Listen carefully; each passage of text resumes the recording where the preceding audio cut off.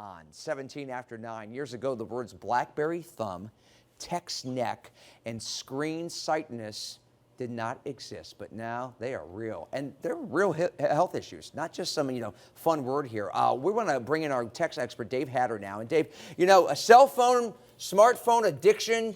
Did you ever think, you've been doing this a long time, that there would come a time where you would be talking about smartphone addiction? No, I didn't, Frank. Yeah? It's pretty crazy. And, there's all kinds of studies, new ones that show the same thing previous studies have shown. People increasingly use their smartphone, and a lot more than they often realize. I mean, I think you can look around and see people running into poles and looking down all the time. I usually have mine right here with me, and it's over here on the weather desk, and I'm kind of freaking out. It is hard not to get addicted to it. But as a result of this, I mean, there's all kinds of sort of cognitive things that have been occurring for a long time. People are less productive. They pay less attention because they're constantly distracted by it. So there's social aspects of it. But now we actually have physical ailments. And that includes the neck. Yeah, text neck, BlackBerry thumb, although, BlackBerry's kind of passé now. I think they call it text thumb. But, you watch these kids and their thumbs are constantly flying, doing the text.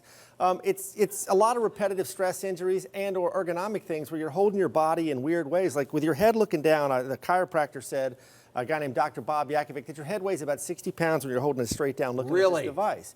So all that extra stress, and you're holding it in a position it's not normally in because, before all these devices, you wouldn't be looking down all the time. So it's causing a lot of these kind of injuries. Or this screen-sightedness, where there's research that essentially shows that people are starting to get nearsighted because they're constantly looking at these little screens all the time. Yeah, and they're looking at things, watching shows and movies. And you go back in the day, when they said, take a break, get away from your desk because your keyboard, going and take a break.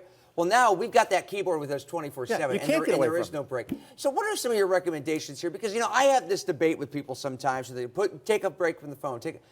It's more than just a phone. It's more than just a fun device. It's like your portal into the world. I totally agree. I mean, I'm as guilty of this as anyone. So here's a couple things you can do. Obviously, put it down. I know that's difficult. If you are starting to have thumb issues from the thing, type with your fingers, as painful as that might be. I hate texting, by the way, because I don't like to type on that little keyboard. But the voice, the microphone. Yeah, you could try using voice to text as well. Make sure before you send it, it said the right thing. Yeah, exactly. You can try holding the phone in different positions. Chiropractors come up with an app that tries to get you to hold the phone in better positions so you don't have as much strain on your neck looking down at it.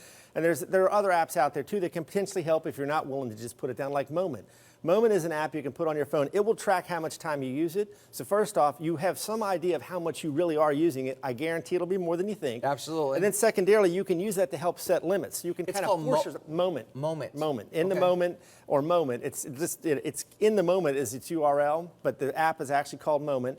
And again, it will help you not only understand how much you're using it, but put some guidelines and some limits on yourself so that you can force yourself to put it down and hopefully not have these kind of conditions crop up because you're using the phone too much. Like a Fitbit for your phone. Exactly. Keeping track of everything right there.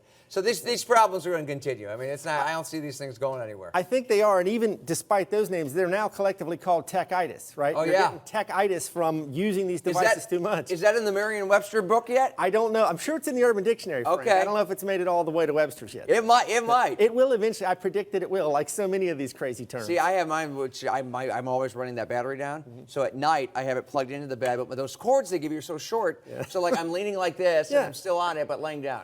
Well, it reduced sleep. I mean, there's so many ways these things are impacting us that I don't think anyone would have thought of 10 years ago. Absolutely not. Dave, always good advice. Have a nice Memorial Day weekend. Thanks, Frank. Good to see you. After the break, Jordan Valai